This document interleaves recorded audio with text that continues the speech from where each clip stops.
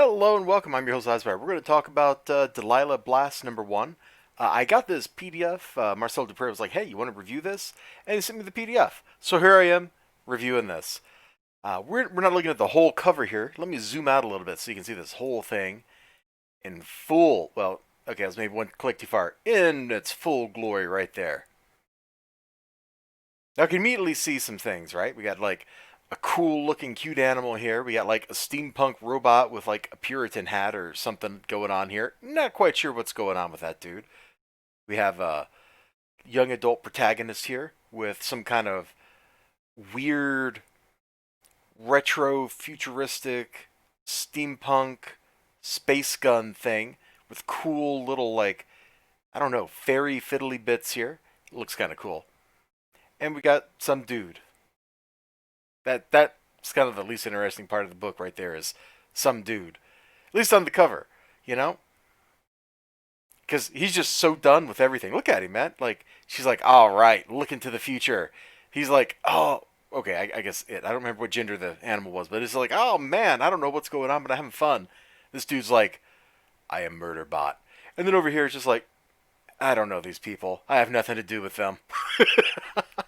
Now, I mentioned a young adult protagonist, right? It's that kind of story.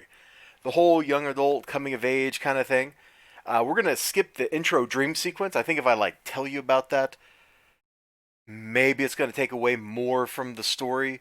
You like it's a little more spoilery than I intend. So we come here. She's waking up from this dream, and it's kind of a creepy, scary dream. Why did it do that? I don't know, but she's waking up. All right, I'm up. Good morning. How did you sleep? Squeak, squeak. I wish I could get a good night of sleep like you. Delilah, it's 7 o'clock. My exam. I'm late. No, no, no. I take it the blue means they're speaking like a different language than English. That's my understanding. I could be wrong, but I think so. It doesn't happen that often. And so, like any anime protagonist, like Project Echo, she's got to get to school. Vroom. She is a little late for what she was intending to go do.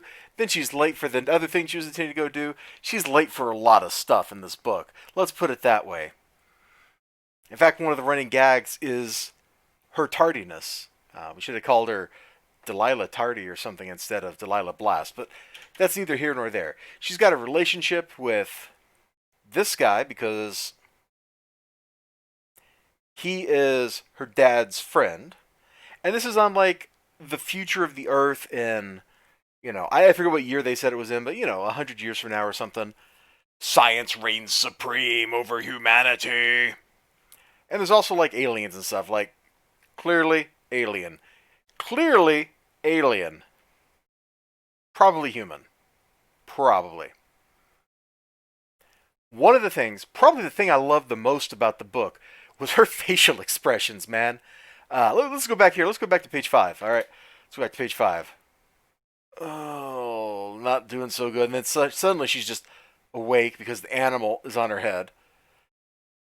And then she's like, ah, crud. Like, headache, ah, crud.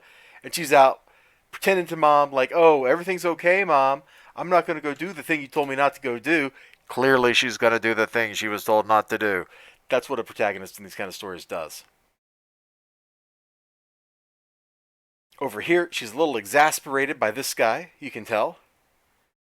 And look here, a little arched eyebrow. Major Jackson, can you excuse us? Yes, sir. She's like, what's going on? Curiosity, maybe a little bit dubious, and then here it's kind of like, a little bit suspicious. Her facial expressions are just golden. Her interactions with the different characters, mostly she's looked down upon because she's a kid. She's like 16 or something here. So she doesn't really fit in with all these older people, all these adults that she's hanging around with right here. After she meets this guy, he invites him to go, or he invites her to go see this cool like demonstration. So when she goes to school, she has to weasel out of being at school. So there's a lot of shenanigans like that. It's very charming and fun.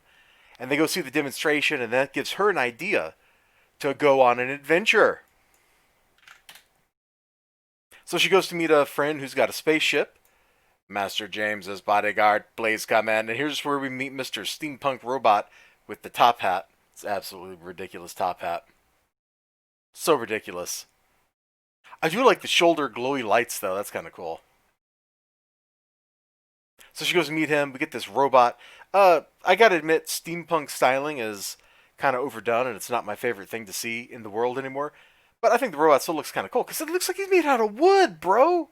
He looks like he's made out of wood, which that is an aesthetic that I can get behind for robots, wood bots. You know what I'm saying? And then there's the guy from the cover who just was not having anything. He finally makes his appearance as we get towards the end of the book, and they go to have their adventure, which is going to be like the start of the next one. This book contains a lot of setup, a lot of world building, and a fair bit of charm. It was a pretty fun read. It leaves me curious exactly what's going to happen. And once again, look at her facial expressions, man. Right here, you can't see me pointing at the screen, but I'm pointing at the screen right there, right side. Because her facial expressions are always golden. They're a real treat, a real highlight of the book. Sometimes when you read comic books, everybody just always has this like same kind of like stoic expression on their face and stuff. Gets old fast. The characters in this book, especially the main character, are much more expressive than that, which helps, build that empathy, build that understanding of what people are doing, what they're thinking, what they're feeling, all that kind of stuff that you need to really get pulled into the book. By the end of this, I started out. Let me go back. I started out with the book, and there's that dream sequence, and she wakes up, and I kind of rolled my eyes. And then by the end of the book, I was like, this is going somewhere. So there's like some point somewhere in the middle where I went from going, to be like, and that was the part where I started like really thinking, hey, yeah, look at the details in the art. And it was probably somewhere around here where she's like talking to this dude, and we get like all this stuff going on in his office, and there's lots of great discussion about her past and the future, what's going on. It's really world building kind of stuff, but it's also character building because it establishes that the relationship between these people, why she can get into the place that she's in, even though she probably shouldn't be able to, because of her relationship here. Well, I guess more specifically because of her dad's relationship. There's a lot of alluded to backstory between these characters that is just kind of hinted at, hence why it's alluded, and not really explicitly explained yet. I'm sure it'll all come out in the next couple of issues, however long this series is, because that's how you build these narrative structures. Is you hint at something, that way it's there. It's like Chekhov's gun. Oh, this dude had a relationship with her dad. They were friends, and then later on, that pays off. There's some build up to it where that matters, or maybe it matters here because that's how she got in the door. I don't know, but I bet it comes back later on and it's some kind of plot point. Anyway, Delilah Blast was pretty cool. I think there's a campaign going on Kickstarter for issue 2 right now. If not, there probably will be pretty soon. You should go check it out. Kickstarter.com. And yeah, it was a fun book to read. It's absolutely fun.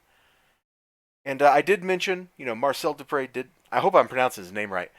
Did ask me to read this and comment on it. So here you go. Full disclosure. You all take care of yourselves. You have a great day. Remember to like, comment, subscribe, all that good stuff. Sure hope to see you again next time. Until then, bye-bye.